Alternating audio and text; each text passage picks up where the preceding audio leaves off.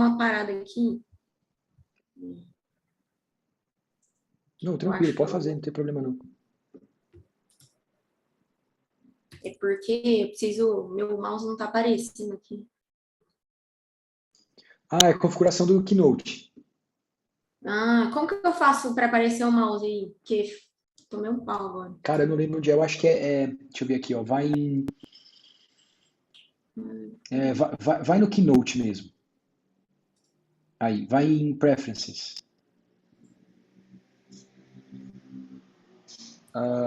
Vai no Slideshow. Cadê? É a segunda opção, né?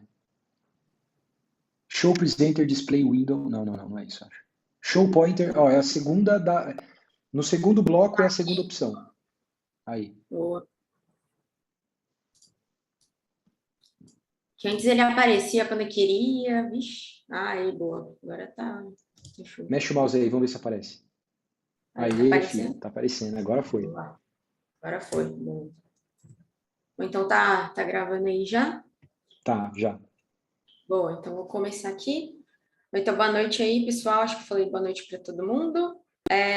Hoje eu vou apresentar, a gente vai iniciar a apresentação da parte 2 do livro, tá? Que é definindo o problema de lesão, e eu vou apresentar o capítulo 4. A gente ainda não apresentou o capítulo 3, porque eu mudei de data com o Luiz, que ele ficou com a parte do capítulo 3, ele não poderia hoje, então eu troquei de data com ele, tá bom? Bom, então, esse capítulo ele traz os conteúdos de definição de lesão, Opa, definição... só para dar um. O Luiz não pôde apresentar porque, na verdade, ele ainda está na Europa, acho que ele foi para o Viajando, né? Congresso. Ele Sim. foi para o Congresso, mas aí parece que ele ia visitar a prima dele depois de Portugal, um negócio assim. Nem sei se ele foi mesmo, porque, mano, o negócio da pandemia ficou maluco lá no período que a gente estava lá. Mas enfim, mas o porquê é esse. Mas é legal falar porque ele foi no Congresso, sabe? É legal isso aí, foi bacana Sim, essa parada. Mas é só total. isso. Pode continuar. Não, beleza. Ele até falou pra gente que ele só não ia poder porque ele ia estar fora mesmo e tudo mais. Mas beleza. Então, segundo momento é a definição de um caso em estudos de vigilância de lesão. Eles trazem também coisas sobre severidade de lesão, classificação de lesão, causa de lesão, o impacto da lesão nos resultados de um estudo e uma conclusão. Eu trouxe também uma parte adicional, depois da conclusão do livro, que seriam alguns papers de atualização sobre esse assunto, porque é a que a gente está usando hoje em dia nos nossos estudos, tá bom? Então, se eu me alongar um pouquinho, me perdoem só para uma parte final aí. Bom, então a primeira parte ele traz mais uma introdução, né, de modo geral, sobre definições, não só de lesão, e ele traz que é super importante para estudos de incidência, natureza, causa, tratamento e prevenção na área de esporte e exercício físico. Mas tem uma questão por trás que a gente teria que debater, que é sobre o que constitui uma lesão.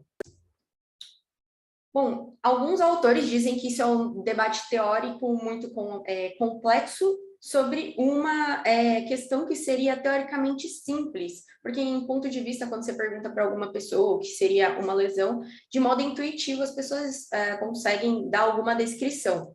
Entretanto, quando a gente pensa em fim de pesquisa, para a gente a definição, ela impacta nos desfechos de severidade, por exemplo, natureza e causa de lesão, né? Então, uma definição é importante porque ela vai impactar nos nossos desfechos de pesquisa.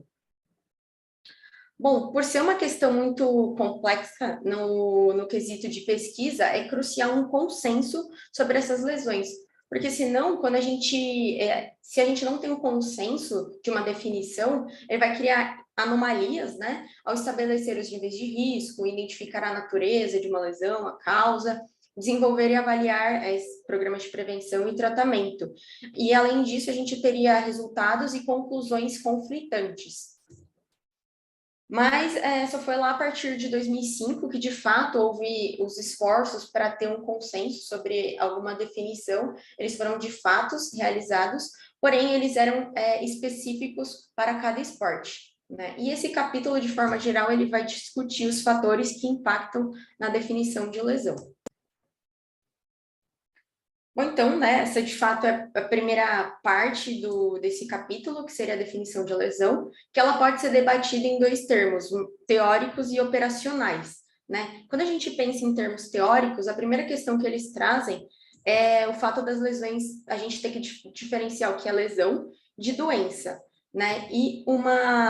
A definição, né, mais na época, assim, que eles trazem que era definida é que é um estado relacionado aos danos físicos aos tecidos do corpo, como consequência da transferência de energia e se desenvolvendo em um curto período de tempo. E uma doença seria relacionada a patologias que desenvolvem em um longo período de tempo. Só que esse debate teórico sobre as definições, elas deixam algumas questões em aberto. Como, por exemplo, se a osteoartrite ou problemas crônicos que são comuns em atleta e que levam algum tempo para aparecerem, elas seriam excluídas com base no tempo de aparecimento nessa definição. Danos psicológicos também não seriam abordados, porque eles não se manifestam como uma queixa física, mas elas podem se manifestar como uma sequela de uma lesão traumática grave, por exemplo. E também outras condições, como hipotermia, hipóxia, elas também seriam excluídas, porque elas resultam da ausência e não da transferência de energia, embora elas possam acontecer em algumas atividades esportivas e de lazer. De modo teórico, uma definição que era aceita, né, é que é uma queixa causada por transferência de energia que excede a capacidade do corpo de manter sua integridade estrutural e funcional e que se manifesta em um curto período de tempo após um evento adverso. Entretanto, para fins de pesquisa, nós precisamos de definições operacionais simples, pragmáticas, consistentes para descrever uma lesão e que podem ser aplicadas em vários tópicos de pesquisa, né? Porque isso é bastante importante quando a gente faz a comparação entre incidência, severidade, prevenção, tratamento e comparação de técnicas. Existem alguns sistemas para classificação de lesão, que seria a classificação internacional de doenças e a classificação de lesões e doenças ocupacionais. E eles trazem que esses sistemas, eles evitam definir uma lesão, mas eles disponibilizam uma lista de categorias que descrevem a natureza, a localização e a causa. Mas então, o que deveria compor os critérios para descrever uma lesão? Né? Então, eles deveriam ter quais condições devem ser contadas como um caso de lesão, como a severidade deve ser medida, como a lesão deve ser classificada em termos de localização e patologia, e qual foi a causa subjacente da lesão. Alguma coisa, gente? Capi dessa parte? Bom, então a segunda parte ele vai para a definição de um caso em estudos de vigilância de lesão. Tá, peraí, Pamela. Então você vai mudar um pouco aqui o subtítulo, né? Isso, eu vou para a segunda parte do capítulo. Eu acho que você vai comentar isso, mas você vai trazer alguma atualização dessa primeira parte, dessa questão de definição e tudo mais, ou não? Sim. Vai, né? Beleza. Então lá a gente vai.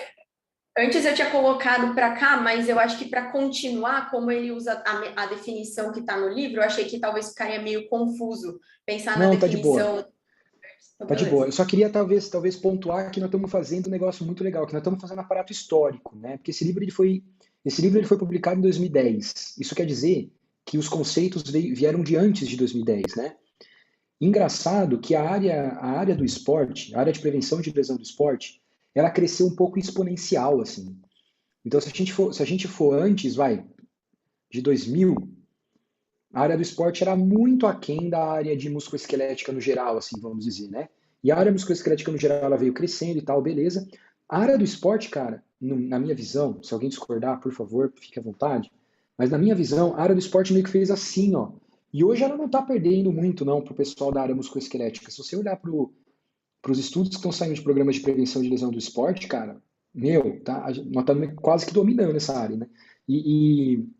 Então ele cresceu em exponencial. Quer dizer que de 2010 até agora, de fato, muita coisa foi evoluindo. Não desmente as coisas que esse livro está dizendo, mas algumas coisas talvez são vistas de uma maneira um pouco diferente agora. O legal é que notamos o que a Pamela fez, e parabéns, Pamela, de ter trazido essa última parte de atualização, é que nós vamos ter um aparato histórico, né? Nós vamos conseguir ver o que se recomendava antes e o porquê, talvez, que algumas mudanças aconteceram para ver o que está sendo recomendado hoje, né? Legal. Então pode continuar, Pamela, valeu. Boa. Bom, então aqui nessa parte, eles trazem, né, que primeiro os consensos foram lá no futebol, que teve uma aceitação geral de outros esportes, e a partir daí foram realizadas outras definições. Mas que, de modo geral, para atividade física e exercício, a definição de lesão mais aceita era qualquer queixa física sustentada por trazendo aquele conceito de transferência de energia, né? Mas que fosse sustentada por um atleta durante uma competição ou treinamento diretamente relacionada ao esporte ou atividade física investigada, independente da necessidade de atenção médica ou perda de tempo decorrente de uma atividade atlética, tá? A primeira parte que ele traz aqui seria uma definição por atenção médica, né? Que ela é uma avaliação realizada por um médico, mas que pode ser realizada os primeiros socorros no local ou até numa hospitalização realizada num hospital, né? Essa definição, ela pretende ver vários tipos de lesões, desde um dano mínimo até talvez uma fatalidade, tá? Só que incluir todas as lesões, todos os ferimentos, eles colocariam cargas em pesquisadores e médicos. Então, por exemplo, um estudo de corte com 3.000 participantes, a gente tem que avaliar, de fato, todas as lesões que precisassem de... Talvez isso teria até um burnout nos nossos pesquisadores e nos nossos médicos. Bom, e um outro ponto que ele traz aqui, que é bem importante, é ter uma definição de linha de base de lesão ou uma definição de lesão índice, lesão inicial, que pode ser qualificada pela definição de severidade mínima de uma lesão registrada no estudo. Então, aqui ele traz a primeira tabela, que é um exemplo que mostra as variações da definição de caso de severidade, né? Trazendo a perda de tempo, que seria aqui maior que um dia, perda de jogo, necessidade de cirurgia, tá? A segunda coluna aqui traz o número de lesões que foram incluídas no estudo, e a terceira coluna traz a incidência de lesões, que foi avaliada, incidência por 1.000 horas jogadas. Tá? Eu sempre falo 1.000 horas de corrida, igual nos nossos estudos. Bom, então aqui a gente vê que para perda de tempo, né, a gente teve 2.184 lesões e a incidência de lesão foi de 88,7 lesões por 1.000 horas. Né? Quando a gente vai para o outro critério, que seria perda de partida, a gente tem 986 lesões e diminui mais do que tem uma diminuição de mais 50% aqui nessas lesões. E quando a gente vai para essa necessidade de cirurgia, elas reportam mais ou menos 5% do valor da incidência em perda de tempo. Então, a gente vê que, dependendo da definição, ela impacta bastante na nossa incidência e no número de lesões num estudo. Ou então, ele traz a importância de definir uma lesão inicial, o índice, porque a gente tem que diferenciar uma lesão nova de uma lesão recorrente. Porque uma lesão índice, ela é um fator de risco, em muitos casos, a grande maioria, de uma lesão subsequente do mesmo tipo e no mesmo local. Tá? E uma lesão recorrente, ela é definida como uma lesão do mesmo tipo e no mesmo local, que é a lesão índice, que ocorre após o retorno do atleta à plena participação no treinamento ou competição a partir da lesão índice. Bom, eles trazem também a importância da gente registrar o tempo desde que o atleta voltou a competir e o treinamento e a lesão recorrente, porque esse tempo ele pode ser um indicador subjetivo de uma possível reabilitação incompleta desse atleta, né? Eles trazem também que alguns estudos reportam recorrência em até 2 meses como recorrências precoces. Um outro ponto é que alguns estudos, eles trazem uma definição adicional temporal aqui, que seria então uma segunda lesão do mesmo tipo e no mesmo local da lesão índice, mas que ocorre no mesmo ano, na mesma estação ou dentro de 12 meses após a lesão inicial. Mas isso não é muito usado, porque quanto mais grave, mais severa uma lesão índice, é menos provável que um atleta se recupere dentro da escala de tempo especificada. Isso reduziria a possibilidade de que o atleta pudesse sofrer uma lesão adicional dentro desse desse tempo específico do que foi determinado. Posso fazer uma pergunta? Pode, claro. Eu fiquei com uma dúvida aí, porque, por exemplo, eu atendo corredores, né? E muitas vezes eles conseguem se manter em competição, mas eles têm uma lesão. E como que eu reportaria isso se eu estiver acompanhando, né, a incidência de lesões? No caso de um atleta que consegue se manter em competição, mas ele tem uma lesão, talvez ele não se mantenha no mesmo vamos dizer, patamar, né? Nível. De isso. Como que eu reportaria isso? Quer que eu vou? Lógico que você está apresentando a pergunta para você. Não, aí eu acho que vai depender do que você definiu como base de lesão, porque se você definiu como ausência competitiva, aí você talvez não vá reportar como uma lesão, porque ele não perdeu de fato nenhuma corrida, né, nenhuma prova competitiva. Mas se ele não correu uma sessão de treino, por exemplo, aí você definiria como uma lesão.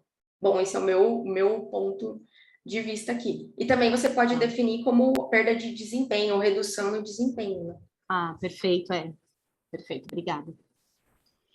Eu vou dar um follow-up. Assim, primeiro, parabéns, Pamela.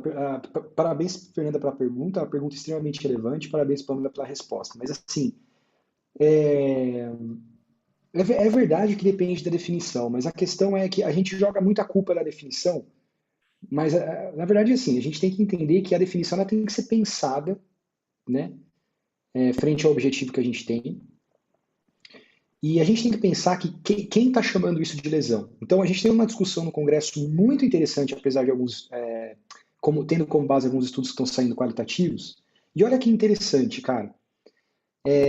Para alguns corredores, e essa pesquisa que eu estou falando foi feita com corredores, viu, Fernanda? Foi a última pesquisa qualitativa que o Avert publicou, se você quiser dar uma olhada. Tinha algumas pessoas alguns corredores que falavam assim, o cara só está lesionado quando ele não consegue mais trabalhar. Esse é que é o ponto. Se ele teve impacto na corrida, ele julgava isso até normal. Falando, não, é normal, isso aí é uma dorzinha lá que vai fazer eu correr um pouco menos, isso é normal. Agora, se eu tô com dor e eu não consigo trabalhar por causa dela, para mim isso é uma lesão. Então veja que às vezes você está chamando de lesão uma coisa que o corredor não considera lesão. E às vezes é o contrário. E tá tudo bem. Não tem problema. O que a gente tem que ter clareza é o que a gente está analisando, o que a gente quer analisar, e ter uma definição adequada quanto a isso. E aí isso cabe. E aí você pode definir isso como várias coisas. Pode ser uma definição sem nenhum. Porque daqui a pouco a Pamela vai falar sobre severidade, né? Que me disseram uma vez que no Brasil a gente chama de gravidade. Eu sei lá. Eu acho que a gente pode chamar dos dois. Em inglês a gente fala severity.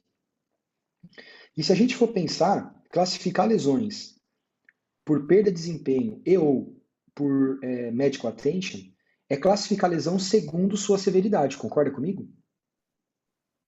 Sim. Mas a gente pode classificar ela como utilizando outras classificações, como por exemplo, eu posso chamar uma lesão de dor. E aí eu não estou falando de severidade, estou falando de sintoma. Mas eu estou falando de um sintoma que é importante, mas não é o único. Ou eu posso falar o seguinte, cara, eu vou chamar tudo de lesão. E eu vou só classificar elas de acordo com as categorias. Mas para mim, tudo que for reportado vai ser uma lesão. Tudo que for reportado como um problema vai ser uma lesão. Então veja que pode ter vários aspectos, né? O que o nosso grupo tem feito nas nossas pesquisas, até para a gente não perder informação, porque até esse ponto do tempo do Fuller aqui, estava todo mundo entendendo o seguinte, vou fazer um estudo, eu preciso ter a definição e partir para a coleta. O que nós temos feito, e outras pessoas têm concordado com isso, depois eu posso até dar um feedback sobre o que a gente conversou no congresso sobre isso, mas é o seguinte, que nós façamos uma coleta mais abrangente. E depois, na hora da análise, a gente define. Então, na hora da análise, a gente vai falar quem é ou não lesão para nossa análise. Mas o nosso dataset tem tudo. Porque aí, se alguém chegar para mim e falar assim, mas eu não concordo com a sua definição, porque para mim a definição tem que ser tal, você fala, ah, então tá bom. Então eu posso rodar a análise de novo, baseado na sua definição, e pum, mostra o resultado. Ou até no próprio artigo, rodar a mesma análise para vários pontos de corte de definição de lesão, para ver se a sua análise muda ou não, dependendo de certa definição. Então a definição ela acaba entrando não como um determinante da coleta, ela entra como um determinante da análise, permitindo que você inclusive possa comparar vários níveis de definição e ter inclusive várias conclusões diferentes baseado nessas definições, entendeu?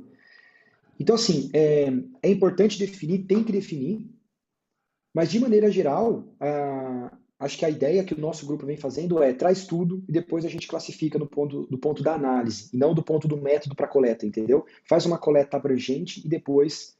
Eu acho que o teu estudo fez um pouco disso também, né, Fernanda? Ou não? Não me lembro agora Isso. exatamente, mas foi uma mais abrangente e Sim. depois a gente quebrou ela em algumas menores. Então a ideia do grupo que está de acordo com os outros grupos internacionais, e eu estou falando disso porque eu acabei de voltar de lá e a gente teve algumas discussões sobre isso, é partir um pouco mais nessa abordagem agora. E até falando disso é que talvez essa seja uma justificativa para entender a impopularidade da definição de lesões da corrida que existe. Né? O nosso grupo, na época, quando eu digo nosso grupo é porque esse grupo é meio que uma continuação do Sprunik, né? No passado esse grupo foi o Sprunik. O grupo Sprunik, através do mestrado da Thier, fez uma definição, propôs uma definição, né? Um conceito de definição de lesões da corrida. Só que ele é bem pouco utilizado, bem subutilizado. Eu acho que uma das respostas do porquê que ele é subutilizado é que depois dessas definições do Fuller, a ideia foi mudar a questão assim, não define para o método, coleta tudo e define para análise. Então ficou uma coisa um pouco mais geral e depois classifica a definição do ponto de vista de outros fatores, entendeu? Talvez isso responda um pouco essa questão da impopularidade da definição da corrida. Ou, enfim, Eu até ia trazer essa questão, que acho que a gente discutiu isso na minha defesa, né? Que, tipo, a definição de lesão da corrida, ela restringe por local, né? Então, é dor na coluna lombar e membros inferiores, né? Queixa. E a que a gente usou no Running Tree, na verdade, é qualquer queixa, lesão, que se agrava com a corrida, né? Então, foi bem mais abrangente do que restringido por local. Sabe uma coisa que foi interessante também, Pamela, que aconteceu no estudo acho que foi nos dos trails lá da Holanda, acho. Gente, acho, se não me fala, mas foram alguns dos que eu fiz aí. Algum Mas a questão é a estudo aí. seguinte, a gente fez uma definição bem abrangente para lesões do sistema musculoesquelético e tegumentar. Nós metemos tegumentar na coisa. Por quê? Porque uma, não foi a primeira não, mas apareceu ali entre as primeiras 10, isso eu tenho certeza absoluta. Uma das lesões que apareceu foi bolha. E aí, meu filho, você vai falar assim, mas bolha não é lesão musculoesquelética. Eu concordo. Mas ela atrapalha o teu desempenho musculoesquelético, mas não tenha certeza. Uma bolha no pé de um corredor não é a mesma coisa do que uma bolha no pé de um remador. Mas pode ter, não tenha dúvida disso. Tira né? o cara da competição, sim. Tira o cara da competição. Cara, eu tenho meu pé aqui, ó. Meu pé é muito louco. Eu corro um pouquinho mais, os meus calos já vêm com sangue, minhas bolhas já crescem, e às vezes é isso que faz com que eu não consiga correr na próxima, né? Ou diminua na próxima até melhorar ali e depois evoluir. Isso é tão importante para corredor que hoje, se você pegar a classificação do Clarkson, do questionário de Oslo, ele coloca lá sistema musculoesquelético e outros sistemas. Você vai ver que não tem tegumentar ali. Essa história do tegumentar quem inventou na literatura fui eu. Porque eu falei, cara, eu concordo que lesão de pele não é musculoesquelético, mas no corredor isso é importantíssimo, velho. Então a gente coloca hoje, inclusive, isso, entendeu? O sistema que a gente avalia para lesão. Tem a questão das doenças, que é tudo que não é sistema musculoesquelético. Mas, na verdade, para a gente, assim, ó, doença é tudo que não é musculoesquelético ou tegumentar relacionado à corrida. Se for doença tegumentar, entra para o outro lado. Mas se for causada pela corrida, entra para o lado de cá, ó. porque senão a gente não consegue captar esse tipo de coisa, entendeu? Um outro estudo que a gente conseguiu ver Olha o isso André das falando aqui, ó. Vou fazer uma palmilha pro Luiz. Pode fazer, André. Então eu tô aceitando. Porque, Boa. André, você sabe qual é a loucura? Eu corro sem palmilha, cara. Eu vou te mostrar. Quer ver? Eu vou pegar o tênis que eu corro pra te mostrar. Não só o. Eu corro com dois, mas o que eu mais corro, ele não tem palmilha, cara. Quer ver, ó?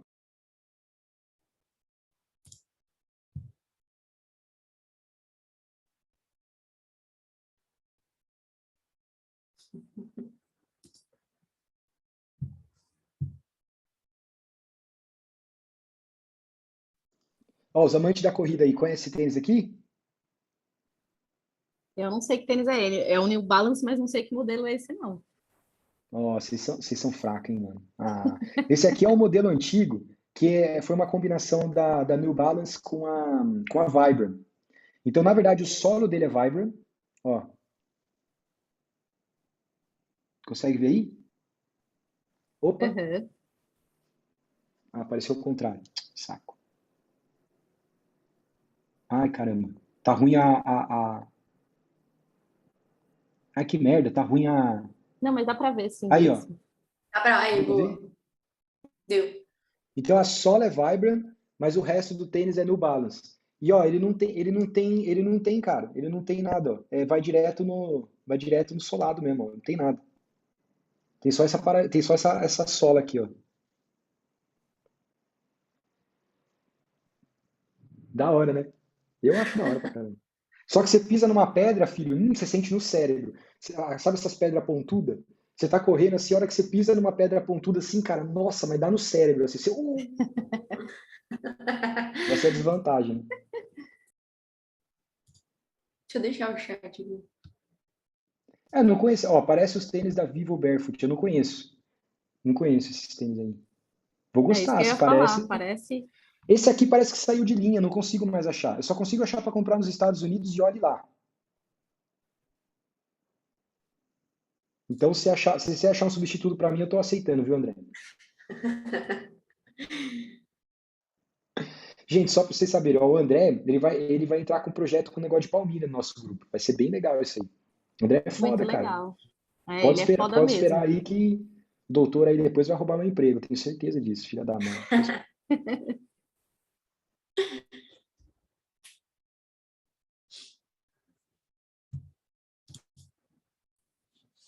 Obrigada pela explicação, hein? Valeu.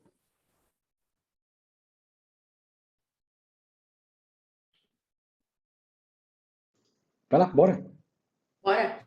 Não, um outro ponto que eu queria falar, que você trouxe essa coisa de bolhas nos pés e tudo mais, um outro estudo nosso que a gente fez foi o running pain, que a gente viu que de fato foi assim, depois de dor, a segunda queixa dos corredores foi bolhas nos pés. Sim, e teve queda de unha, bem coisas assim de sistema tegumentar mesmo.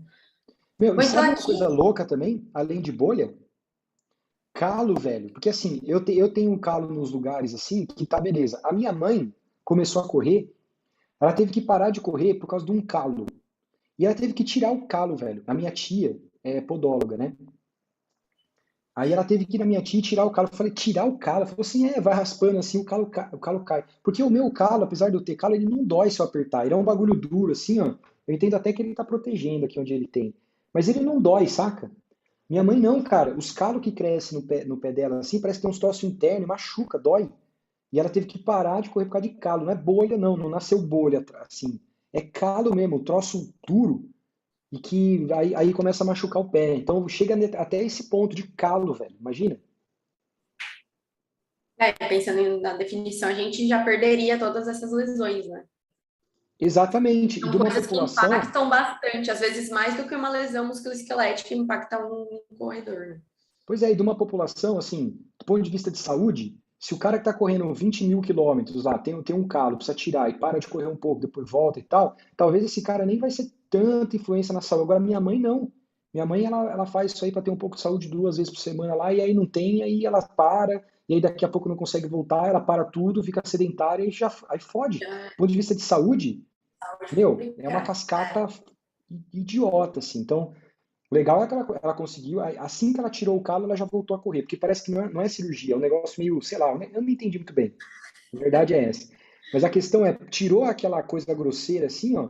Ela falou, cara, parece que ela tirou a dor com a mão, assim. Ela pegou, tirou o negócio saiu. No outro dia ela tava correndo de novo. Boa. Bom, então, vou continuar aqui. Nessa tabela, eles trazem de novo, né, a definição pela perda de tempo, a ausência de partida, né, o jogo, necessidade de cirurgia. E aqui, eles trazem pelo julgamento clínico, e aqui uma lesão recorrente, né, a proporção de lesão recorrente é definida na mesma temporada, né. O que a gente percebe nesse caso é que tem uma diferença, né, de mais ou menos aproximadamente um terço, quando a gente compara pelo julgamento clínico, ou quando a gente vai ver pela aquele tempo adicional de uma lesão recorrente, né, que seria ter na mesma temporada, por exemplo. E isso independente da definição adotada. Vai, aqui voltando. Vamos, bora. Bom, um ponto que ele traz é que seria difícil a gente ter uma confirmação se de fato essa segunda lesão ela ocorreu no mesmo local, na mesma estrutura que a lesão índice. Às vezes, dependendo do modo como a gente avalia, a gente vai ficar com um pouco de dúvida se de fato é uma lesão recorrente, né? De modo geral, eles recomendam evitar questionários autorrelatados, porque pode ter um viés de memória dos atletas quando forem relatar essas lesões secundárias, né?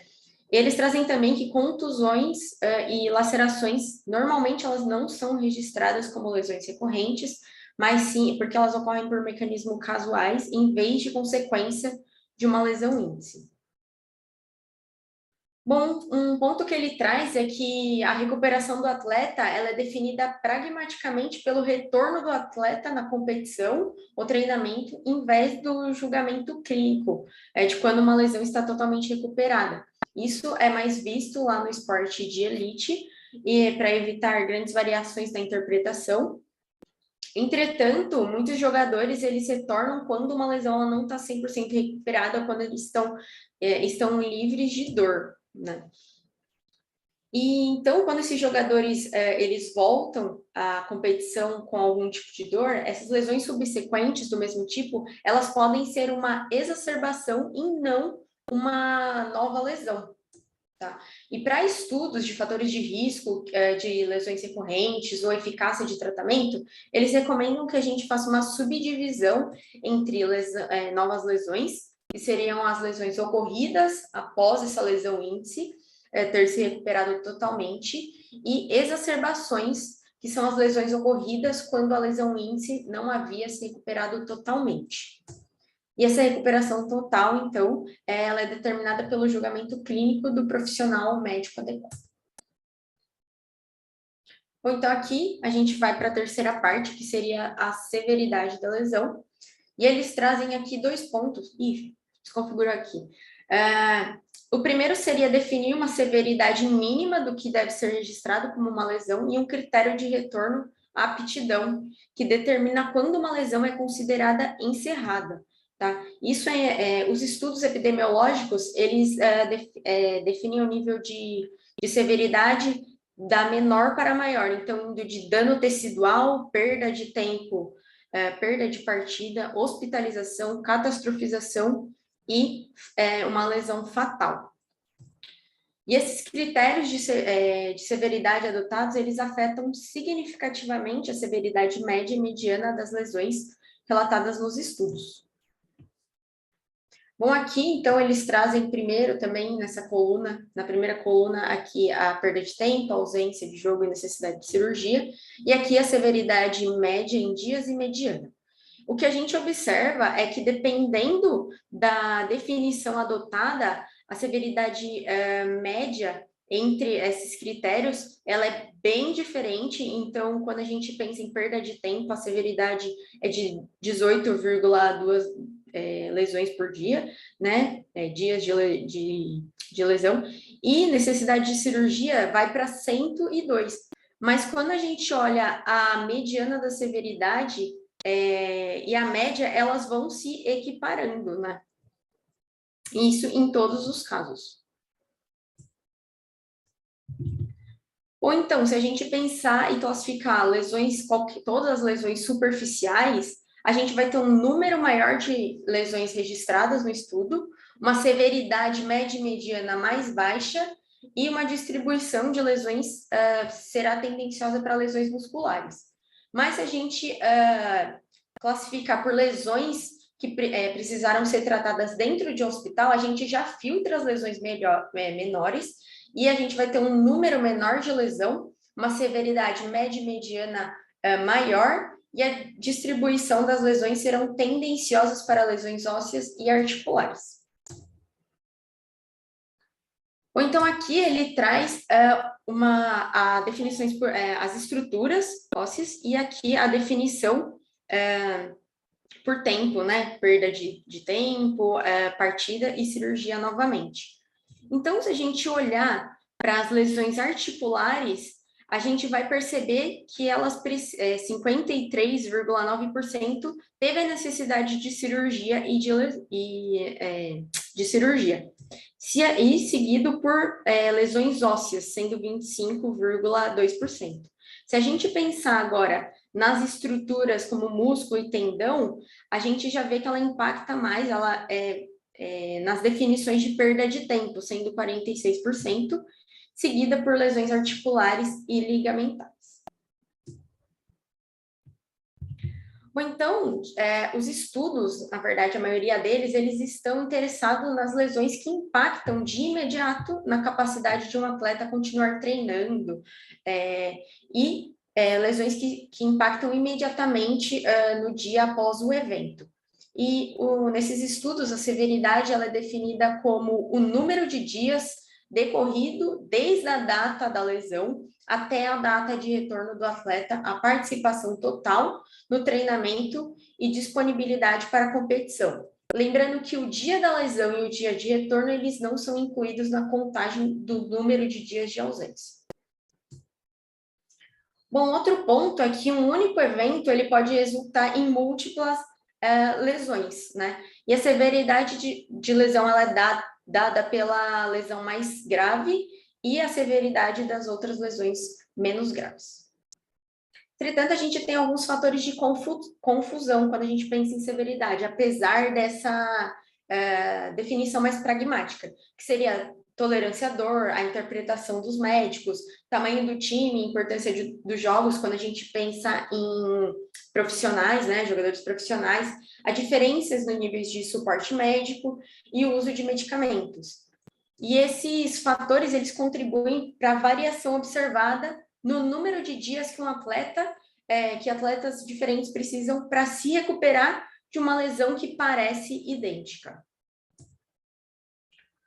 Bom, 3 lesões que eles não recomendam que sejam reportadas através da perda de tempo seria lesões de fim de carreira, catastróficas não fatais e lesões catastróficas fatais, tá? Porque a gente não faria sentido relatar o tempo restante da carreira desse atleta ou expectativa de vida, porque isso distorceria os valores de severidade, né? Então, haveria, no entanto, pouco impacto no valor médio de severidade de lesão relatado para o estudo. Essas lesões, elas são contadas, mas elas são reportadas à parte da definição lá por perda de tempo. Pamela, fico pensando aqui que esse seria o caso dessa ausência ou perda de tempo ser relacionada ao tempo do esporte, né? Porque se for perda de tempo relacionada à perda de trabalho, né? Então, o trabalho que eu digo, outro trabalho, para quem não é atleta profissional, né? Para quem tem outra... Aí isso talvez poderia ser um proxy de severidade. Sim, concordo. Bom, então, pode continuar? Bom, então, um ponto que eles chamam a atenção é o que a gente consideraria uma lesão de fim de carreira. porque pensando em um jogador amador que teve uma fratura de fíbula com um tornozelo deslocado, provavelmente para ele seria uma lesão de fim de carreira, mas talvez para um jogador profissional representaria uma lesão muito severa, mas não uma lesão de fim de carreira, porque talvez ele teria mais acesso ao suporte médico adequado. Então, a gente tem que pensar sempre no contexto, na nossa pergunta de pesquisa, para a definição e análise que a gente quer fazer. Bom, uma definição que eles trazem das lesões catastróficas não fatais, que foram definidas pela declaração da Rugby Union, que seria uma lesão cerebral ou da medula espinhal, que resulta em incapacidade funcional grave permanente, seria mais de 12 meses. Outro ponto aqui é que eles trazem a perda da atividade competitiva, que teoricamente teria uma metodologia mais simples, mas ela limita a utilizado dos dados coletados. Por exemplo, os ferimentos leves, resultando de menos de 7 dias de ausência, eles seriam perdidos pelo estudo, e aí resultaria em uma menor incidência de lesão. E teria pouca discriminação de ferimentos duradouros de 7 a 13 dias. Os valores médios e medianos das severidades, eles aumentariam, comparado com estudos de definição de tempo perdido. Não teria uma sensibilidade para as investigações de efetividade, de estratégia de prevenção e reabilitação, porque seria mais difícil quantificar as reduções na severidade da lesão. Isso criaria grandes discrepâncias no número de lesões registradas em estudos individuais e do mesmo esporte e estudos de esportes cruzados. Bom, essa definição de perda de atividade competitiva, ela traz uma dependência do tempo, do intervalo de tempo entre uma competição e outra, né? Um jogo e outro. Mas ela não é uma verdade quando a gente olha para alguns esportes, para a maioria deles. Um exemplo que eles trazem é que lá na Europa, as temporadas do futebol nacional, da União de Rugby, elas envolvem jogos de várias ligas, né? E elas também são dependentes dos canais de televisão. Então, um jogador ele poderia participar de nenhum jogo ou 3 jogos na mesma semana. Isso significa que a definição de caso ela é inconsistente dentro do próprio estudo, pois os critérios de severidade eles variariam bastante.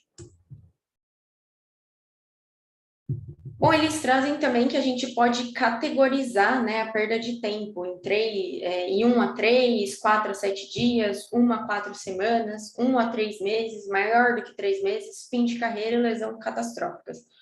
Só que essa definição não seria possível registrar o número exato de dias de ausência, nem a média ou o número médio de dias perdidos por lesão. Isso restringiria a aplicação das informações e estudos relacionados ao risco de lesão e prevenção de lesão. Ou então, entrando aqui, então, na parte 4, eles trazem as classificações de lesão. Então, como eu trouxe lá no início, né, tem o Sistema de Classificação Internacional de Doenças e Classificação de Lesões de Doenças Ocupacionais. E eles trazem aquelas categorias de região corporal, estrutura e natureza. Só que eles não foram feitos pensando na prática esportiva, né? Então, 2 grupos, um de pesquisa, um grupo da Austrália e um do Canadá, eles desenvolveram sistemas para a gente poder classificar essas lesões.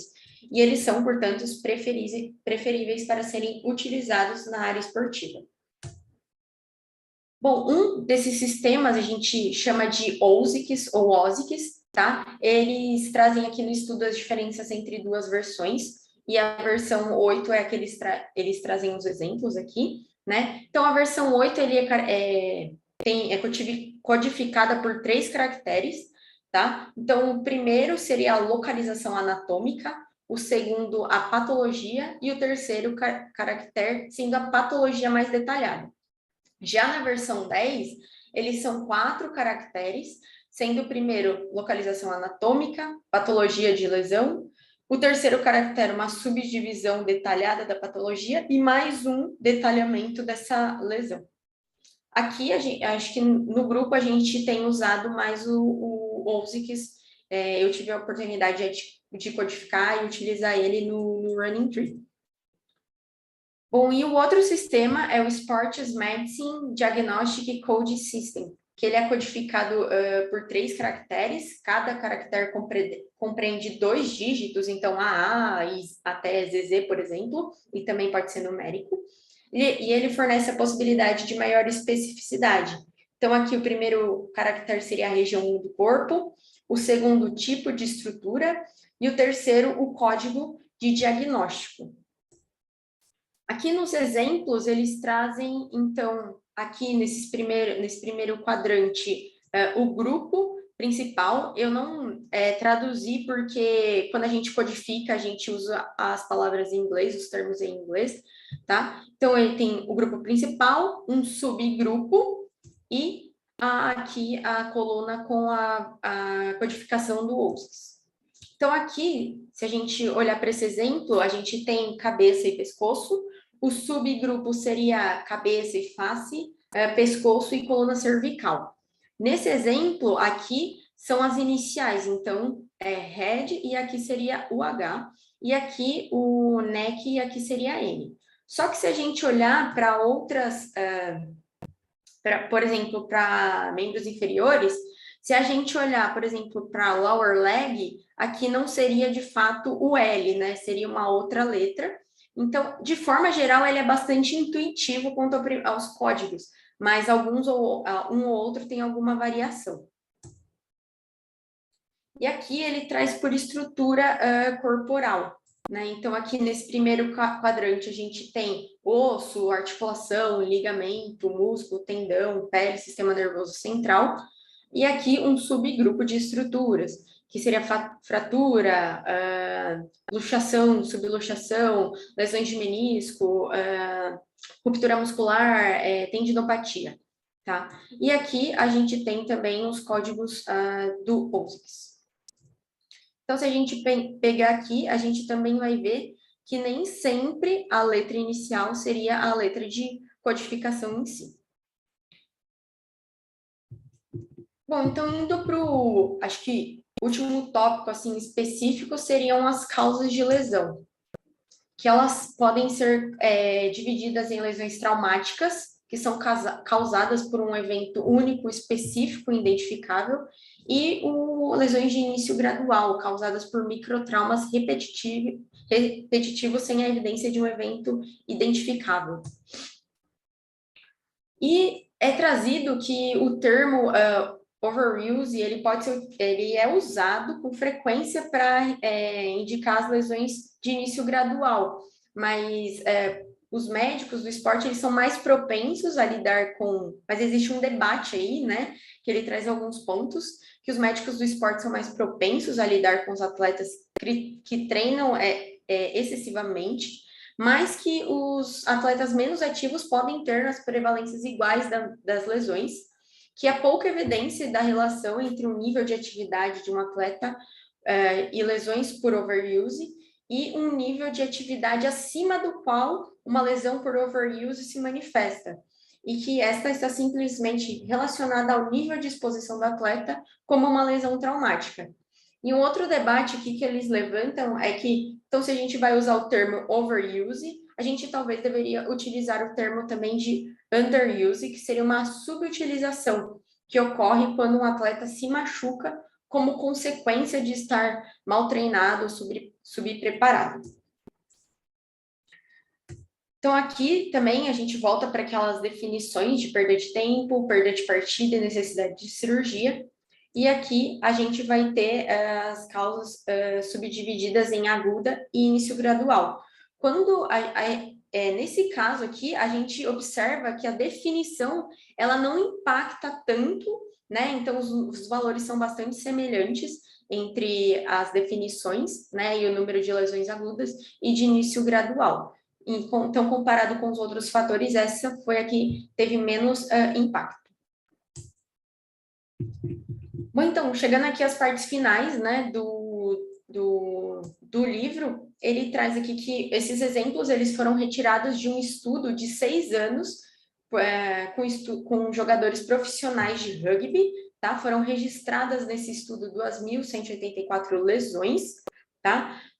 Dessas 986 lesões fizeram com que os jogadores perdessem uma ou mais partidas, e 120 dessas lesões precisaram de cirurgia, né? E foram registradas 24.634 horas de exposição por jogo, exposição-jogo, e as lesões foram classificadas pela versão 8 do OSCE. Ou então, o que a gente pode concluir é que os exemplos, eles demonstram que a importância de usar definições consistentes e destacam a magnitude das diferenças quando a gente usa definições de lesão diferente.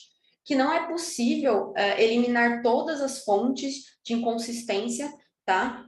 Das definições, e que ainda terão áreas cinzentas associadas à interpretação e à implementação, tá? Só que a adoção de critérios consistente para definir lesões, sem dúvida, aumenta a consistência alcançável. Então, os nossos estudos, né, a literatura em si, ela vai ficando mais robusta quando a gente consegue comparar melhor os nossos estudos e juntar os nossos dados.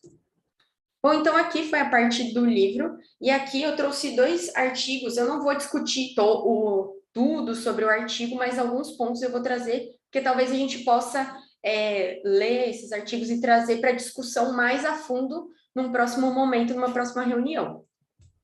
Então, aqui esse primeiro, eles trazem uma revisão, né, dos 2 sistemas que a gente usa hoje para classificar as lesões, e aqui ele traz diversos assuntos, inclusive o Strobe, que seria um guideline para como reportar os nossos estudos.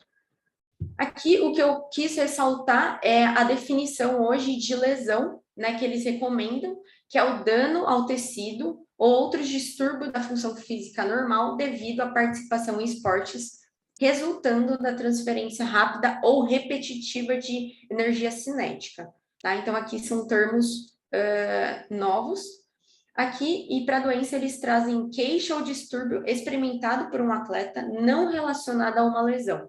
As doenças incluem problemas relacionados à saúde física, por exemplo, a gripe, mental, e o bem-estar social ou remoção da perda de elementos vitais, tá? Um outro ponto que eu quis ressaltar é que eles trazem e recomendam o framework, eles adaptaram aqui o framework de Hamilton para a gente poder classificar as lesões em subsequente, recorrente e exacerbação, que seria um framework não muito complexo, baseado em respostas de sim ou não, né? Então, eles recomendam a utilização de frameworks não complexos. Lesões subsequentes, eles definem como lesão no mesmo local e tecido, que é a lesão índice. As recorrências, se a lesão índice foi curada totalmente ou recuperada, e exacerbações, se a lesão índice ainda não foi curada ou totalmente recuperada. Então, essas definições ainda estão consistentes com as anteriores. Você está tentando ler aqui, que aqui aumenta? Bom, outro ponto aqui que eu quis ressaltar, que eles trazem no artigo, também é o que seria um problema de saúde, né, de um atlético, que seria mais um termo guarda-chuva, que seria qualquer condição que reduz o estado normal da saúde plena de um atleta, independente de suas consequências na participação ou desempenho esportivo do atleta, ou se o atleta procurou ou não o atendimento médico. E as definições, elas podem ser mais amplas, mas nós temos que ter a consciência de que quanto maior a nossa definição, mais casos a gente vai ter, tá, no nosso estudo. Então, aqui, por exemplo, eu acho bem fácil da gente ver, é que, então, se a gente captar qualquer problema, a gente vai ter mais lesões. Se a gente filtrar aqui por atenção médica, um pouco menos de lesão, e por tempo perdido, menos lesões ainda. Bom, e na parte da classificação de lesão, eu recomendo também aqui a leitura, né, dos 2 artigos. Eles trazem muitas informações, no material suplementar de um deles, a gente consegue baixar uma planilha de Excel, onde a gente tem as definições atuais, né? Com todas as descrições das codificações. A gente também consegue comparar com a versão 10, com a versão 8 e também com o CID. Então, às vezes, a gente fica muito mais fácil para a gente depois conseguir transferir isso para vários sistemas de classificação. E aqui acho que é a última parte que eles recomendam, né, a gente classificar por modo de início, né? Então, eles dividem início súbito, que seriam aqueles que resultam de um evento identificável específico, por exemplo, uma colisão, e início gradual, que são considerados aqueles que carecem de um evento súbito e de um início específico, né? Por exemplo, uma tendinopatia.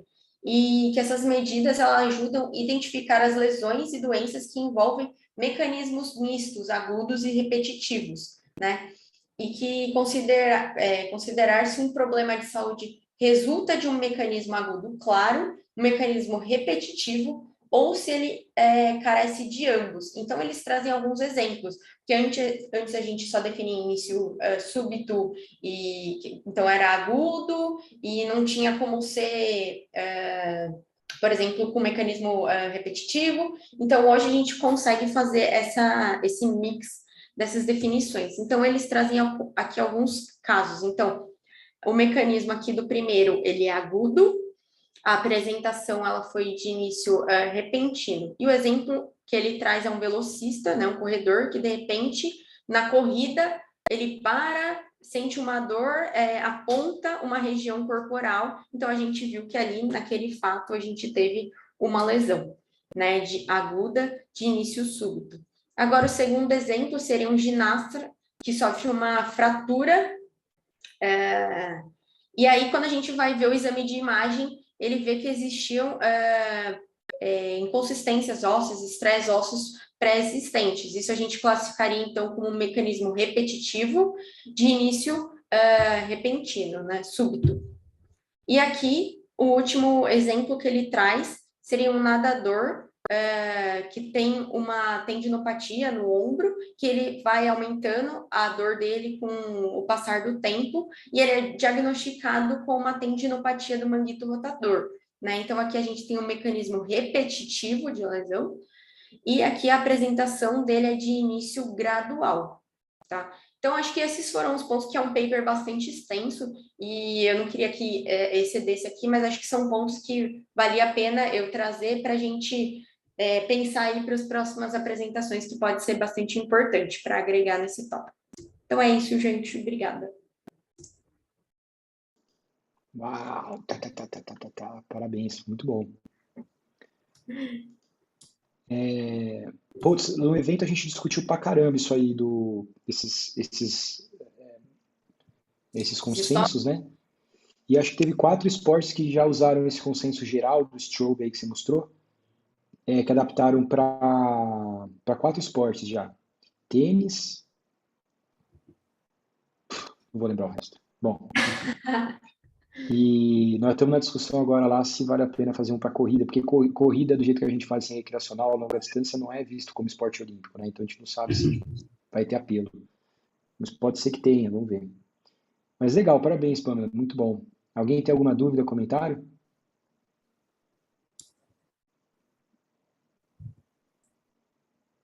Muito bom, Pan. Obrigada, viu? Hugo, faz tua pergunta aqui no microfone, consegue?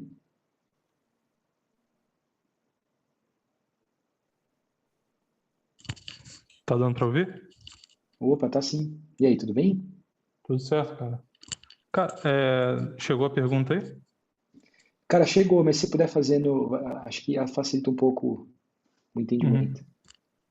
Não, aproveitando até a temática do congresso, lá que estava abordando mais estudo qualitativo e tudo, me veio na cabeça da necessidade dele como um momento prévio, antes de qualquer momento de implementação, se está se enxergando mais uma quase que obrigatoriedade de se fazer um qualitativo para mudar eficiência e tudo mais, ou é muita viagem? Não, eu acho que assim, obrigatoriedade, eu não colocaria como obrigatoriedade, mas assim, tá se aumentando o interesse sim em fazer com que o estudo qualitativo ajude a gente a tomar algumas decisões. Esse aqui é o ponto, né? E uma delas pode ser inclusive quanto a isso. A gente só tem que fazer uma diferenciação aqui. Quando o estudo é sobre eficácia, eu acho que isso é menos necessário, porque na eficácia, normalmente a gente quer saber do ponto de vista da intervenção qual é o efeito que ela causa em ambientes ideais, vamos dizer assim. Então, essa influência de percepções e tudo mais pode ser uma coisa a influenciar esse tipo de desfecho. Agora, concordo plenamente que com efetividade, que é um desfecho específico de implementação, onde a gente quer ver qual é o efeito no mundo real, principalmente se houver variáveis autorreportadas, eu acho que seria muito interessante ter uma ideia geral de como a população de fato enxerga ou entende que seria uma lesão. E aí, talvez na efetividade a gente possa atingir essa definição que, na prática, talvez não necessariamente o atleta, mas às vezes o treinador e tudo mais enxergam como uma lesão. Isso poderia aumentar um pouco a efetividade do ponto de vista real, eu acho. Era essa a sua pergunta? Sim, sim. Aí só para aproveitar rapidão, que eu sei que o tempo já está estourado, só para abrir um parênteses, parabenizar aí a apresentação da Pamela. Eu não sei se eu perdi alguma data, mas só que já aconteceu do capítulo anterior ou não foi abordado? Ah, tá. Não, a Não, gente mudou, porque o capítulo 3 vai ser apresentado pelo Luiz. Mas o Luiz, ele foi para o Congresso e ele ainda está na Europa, ele não voltou ainda, então ele não poderia apresentar nessa data. Para a gente não perder essa data, o que a gente fez foi trocar o 4 e o 3. Então hoje foi o 4, a próxima, que é a semana que vem, acho que dia 7, vai ser o capítulo 3. Uhum. E prometo, só para fechar, só mais uma. Tranquilo. Aquele momento que teve no YouTube, até com a Fernanda participando, que teve, não sei se foi um debate com os corredores e tudo mais, não sei se você está lembrado. Uhum. Ele progrediu porque talvez seja alguma situação de qualitativo também, perguntar a opinião deles, é porque eu sou uma pessoa de fora, entendeu? E aí eu vejo só uns flashes do grupo, eu tento adivinhar o que está acontecendo para me interagir mais. Aí só aproveitar esse momento para não ficar muito perdido.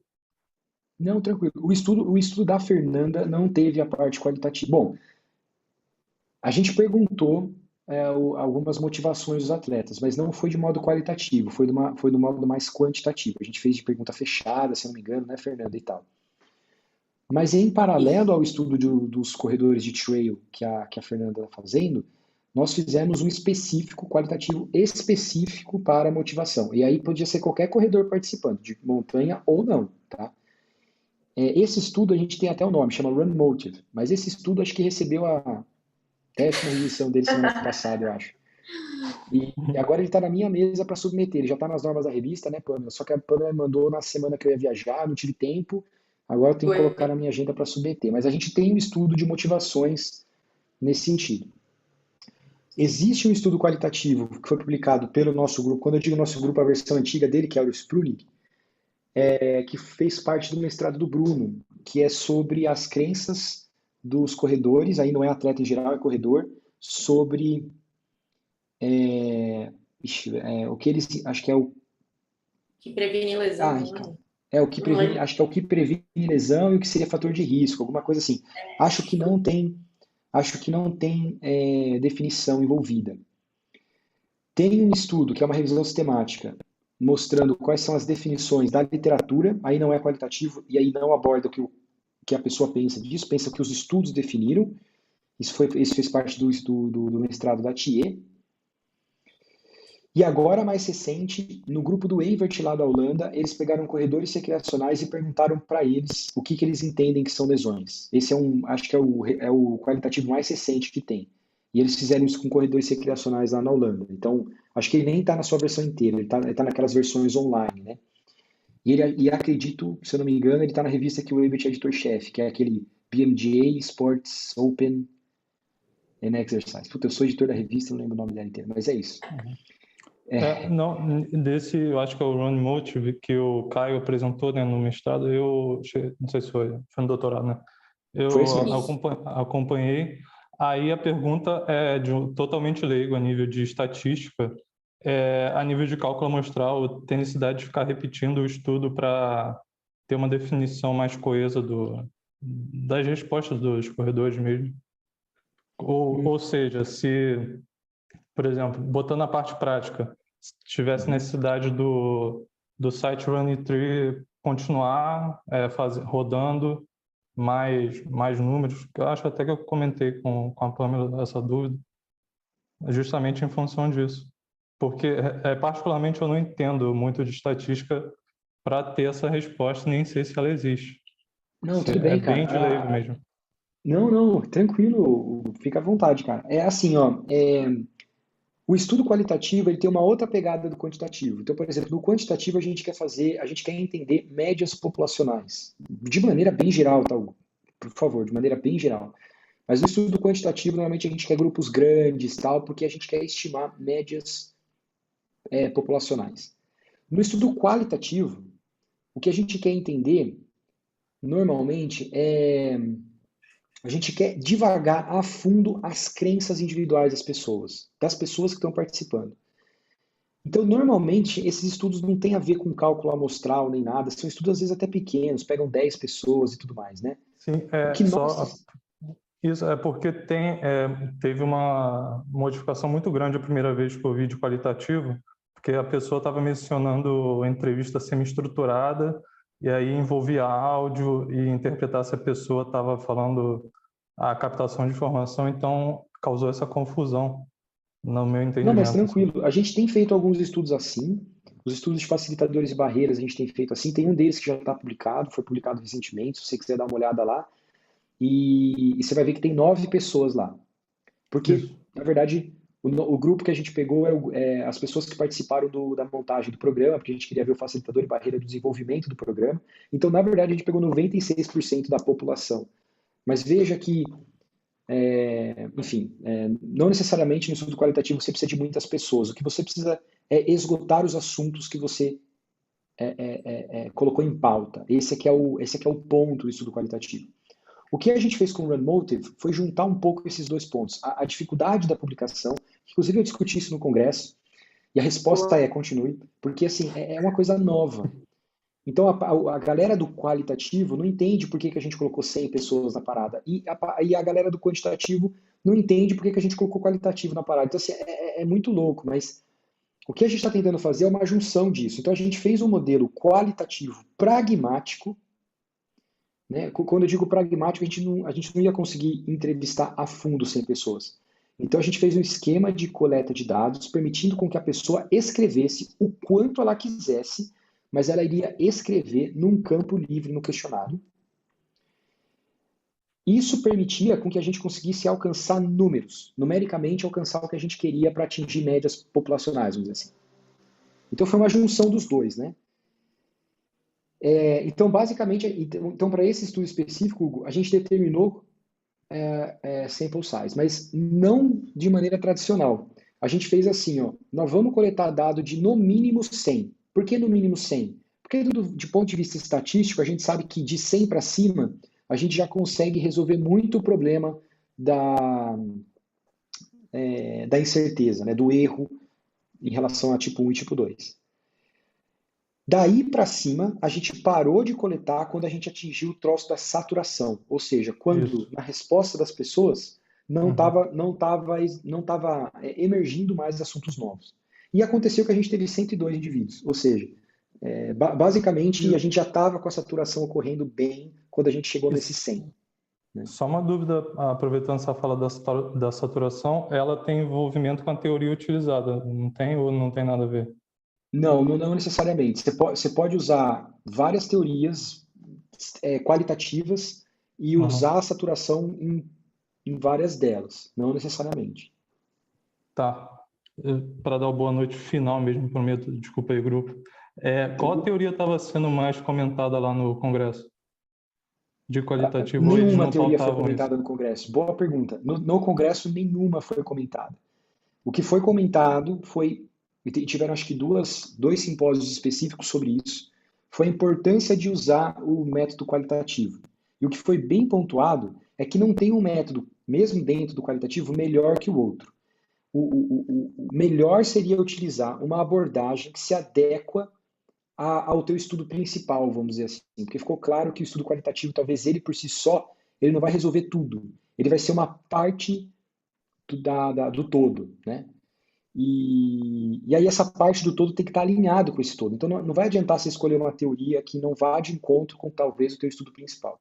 Agora, se você está pensando em fazer um qualitativo inteiro qualitativo, aí talvez você vai precisar pensar um pouco mais do ponto de vista teórico. O que a gente tem utilizado no nosso grupo é uma temática. Eu vou até pegar o nome inteiro aqui, porque é um nome meio grande. Mas peraí, vou pegar aqui para te falar toda ela certinho, sem cometer grandes erros.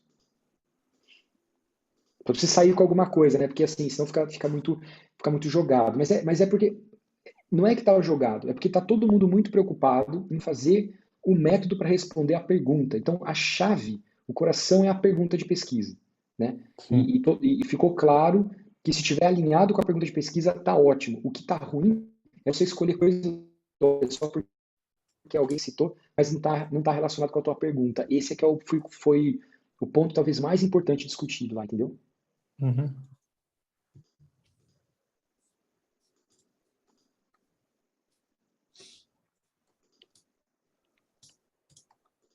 Ai, cara. Ah, não, mas vai ter aqui. Pô, foi mal aproveitar a oportunidade aí e falar mais do que o planejado, hein? Porque Que isso, velho, fica tranquilo. tem um horário aí. A gente Ai, não tem, a gente não tem muito horário, não. A gente vai enquanto pode. A Lúcia, por exemplo, não teve que sair. Vai, tranquilo, sem problema nenhum. Ó, a abordagem é a seguinte, ó. O nome técnico da abordagem dentro da linguagem qualitativa, isso eu tenho certeza, porque a gente teve que aprender isso para esse estudo, é o seguinte. É um approach, uma abordagem que se chama, em inglês, né, é semantic thematic. Então é uma análise temática baseada na semântica do que está sendo enviado para a gente. Então, essa é a teoria, né? E a técnica da análise se chama análise de conteúdo baseada em indução. Ou seja, a gente vai fazer uma análise de conteúdo em que o dado vai contar para a gente o que aconteceu, e não a gente falar para o dado ou confirmar com o dado alguma coisa que a gente acha a priori. Uhum. Beleza. Então Vale são ver duas aqui. partes do problema, né? Uma é a teoria básica. A teoria básica é a análise temática semântica, né? Vamos dizer assim, a mais operacional do como você vai analisar o dado é a análise, nesse caso, quantitativa de conteúdo, é o que a gente tem usado. Tem análise qualitativa e análise quantitativa de conteúdo. Todas elas estão dentro da análise de qualitativa, tá? Mas essa quantitativa, ela tem por objetivo trazer também na análise classificações e porcentagens, por exemplo, né? Se você faz isso na análise qualitativa de conteúdo, a galera quer te matar, porque a galera não quer ver números, só quer ver palavras, né? A gente coloca palavras também, mas a gente também está interessado nessa questão numérica, por isso que a gente chama de análise de conteúdo quantitativa, realizada, baseada em reasoning, né? O que é reasoning em português mesmo?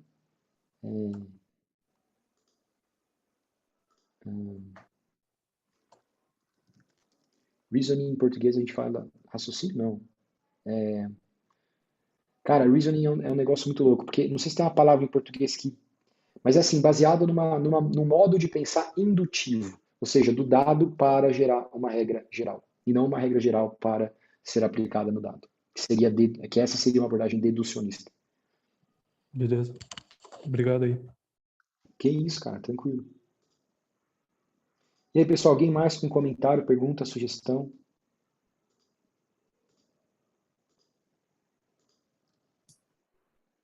Não? foi.